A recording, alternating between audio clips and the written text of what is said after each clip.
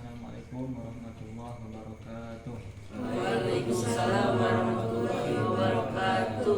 Alhamdulillahirabbil alamin. Wabihi nasta'inu ala umuri dunya waddin. Wassalatu wassalamu ala asyrafil anbiya'i wal mursalin sayyidina wa maulana Muhammadin wa ala alihi wa sahbihi ajma'in, amma ba'du.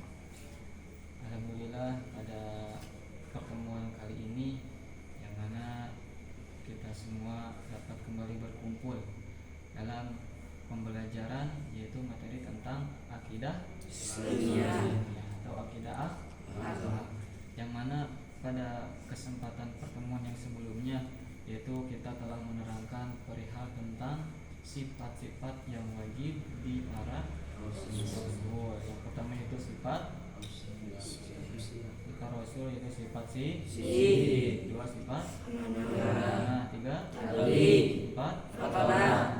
Setelah menjelaskan tentang sifat-sifat yang wajib di para Rasul, untuk pertemuan yang saat ini itu bagian materi tentang menerangkan sifat-sifat yang wajib ada pada Allah.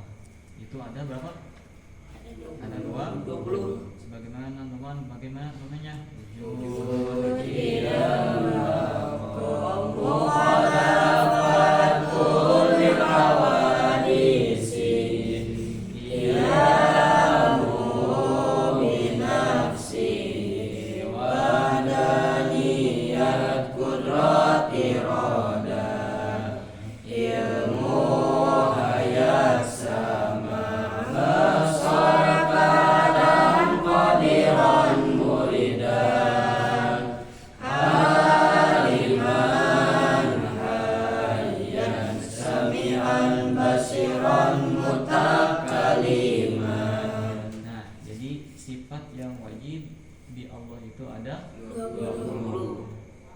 Sifat yang pertama yang akan dijelaskan yaitu sifat wujud. Sifat wujud yaitu merupakan sifat nafsiyah. Bagaimana patokan sifat nafsiyah? Iya al-halu wajibatul bidati ghairu mu'allalin bi'illati. Nah, jadi sifat wujud yang mana termasuk sifat nafsiyah, yang mana dengan definisinya yaitu hiya al-halul wajibatu bidzati ghairu mu'allalin bi'illati, yang mana ini merupakan mengambil referensi dari kitab Ummul Barahin.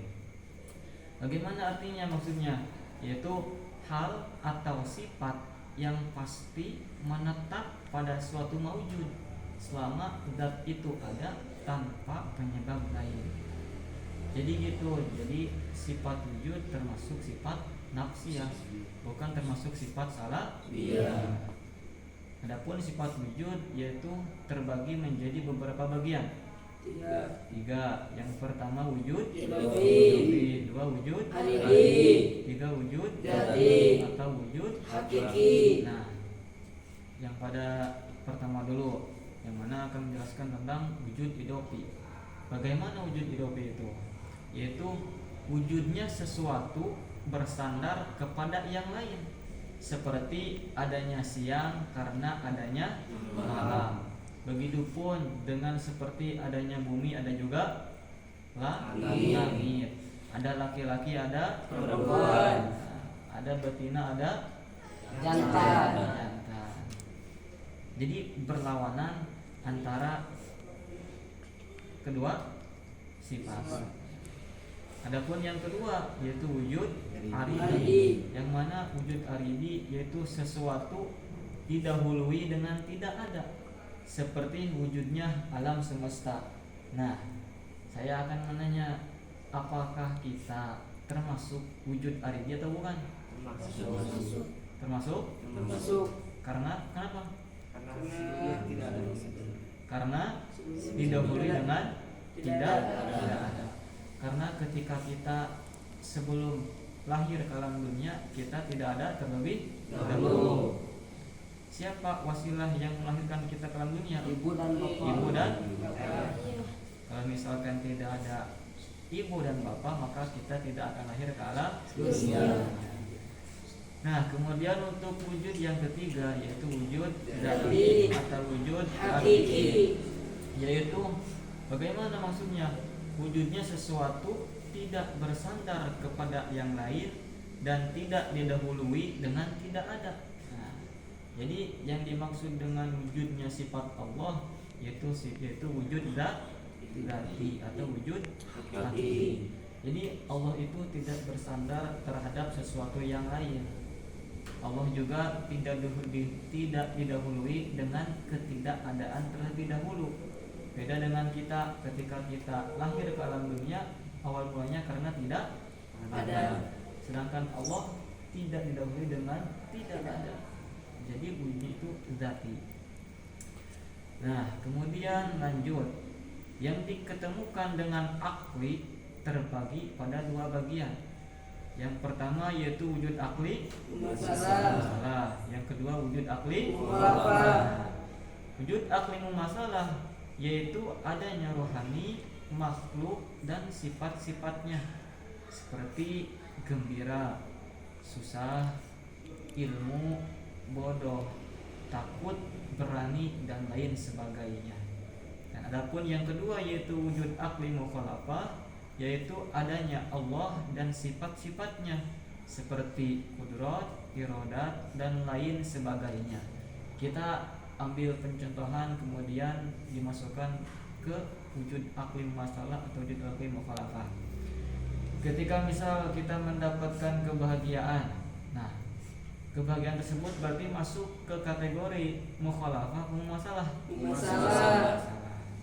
Misalkan ketika kita ditolak cintanya, maka kita masuk kepada mukhalafah masalah. Adapun ketika Allah mengetahui kita melakukan maksiat atau kita melakukan taat, berarti itu wujud akli mukhalafah. Nah, kemudian untuk dalil-dalilnya memiliki dalil. Jadi supaya kita itu mengetahui apa tandanya dalil wujud bahwa Allah itu ada. Nah, wujud. Adapun dalil ada berapa? Ada dua. Yang pertama dalil akli. Yang kedua dalil Akli. Nah, dalil akli itu apa? Dalil yang disebut dari apa? Sedangkan dalil akli yaitu Sumber dari Al-Quran hadis. bagaimana dalil aklinya sifat wujud? Kul man rabbus samawati wal ardi qulillah. Yang mana artinya kul, katakanlah Muhammad, man siapakah rabbus samawati wal ard? Tuhan yang menciptakan langit dan bumi. Maka katakanlah Allah. Itu dalil nakli karena bersumber dari Al-Quran atau hadis. Bagaimana dalil naklinya? Wasyamsu tajri mustaqarrillah. Dzalika taqdirul azizil alim. Nah, itu merupakan dalil akli dan dalil nakli. Nah, mungkin cukup sekian saja pada pertemuan kali ini. Namun sebelumnya ditutup, kita mengulas kembali. Itu wujud itu artinya berarti ada. Berlawanan sifat wujud yaitu Tidak ada. Kemudian wujud terbagi menjadi tiga. Satu wujud Lebih. dua wujud Hadidi. tiga wujud Dzati. Nah, kemudian yang diketemukan dengan akli terbagi menjadi Dua. Yang pertama ada dua Wujud akli mukhalafah. Kemudian yang terakhir itu dalil-dalilnya. Dalil aklinya bagaimana? Man rabbus samawati wal ardi qulillah. Kemudian dalil aklinya Wasyamsu tajri li mustaqarrillah. Dzalika taqdirul azizil alim. Mungkin cukup sekian materi pertemuan pada kesempatan kali ini. Dimohon kepada para adik-adik semuanya untuk kembali mengulas di rumah ya, karena supaya yang tadi disampaikan dapat kembali diingat gitu. Bukan hanya pas waktu saat ini saja teringat, tapi nanti akan lupa lagi. Dan mungkin itu saja materi pada pengajian kali ini. Kurang lebihnya mohon dimaafkan. Assalamualaikum warahmatullahi wabarakatuh.